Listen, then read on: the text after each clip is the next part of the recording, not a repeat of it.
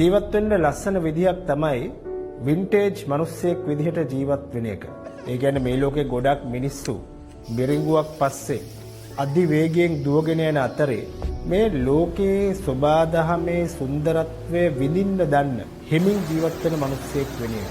වැස්ස සුළඟ රාත්‍රිය වගේ සබාදහමේ සංසිද්ධි වින්දනය කරන්න පුළුවන් මිනිස්සෙක් වෙන එක. පරණ දේවල් වලට ආසා, පරණ විදිහට හිතන, පරණ සංගීතය අහන එහෙම මිනිස්සෙක් වෙන එක.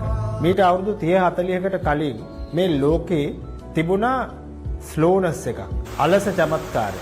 මේ ලෝකේ අධි වේගයෙන් දුවන්න පටන් ගත්තට පස්සේ මුලින්ම සිද්ධ වුණේ ඔන්න ඔය ස්ලෝනස් එක. එහෙම නැත්නම් ඔය අලස චමත්කාරය, ඒ හිමින් යන ගතිය නැති වෙච්ච එක. ඉතින් මේ අධිවේගී ලෝකයේ මේ රේස් එකෙන් ඈත් වෙලා ඒ හිමින් යන ලස්සන හොයාගන්න පුළුවන් නම් අපිට වින්ටේජ් මිනිස්සෙක් විදිහට ජීවිතේ වින්දනය කරන්න පුළුවන්.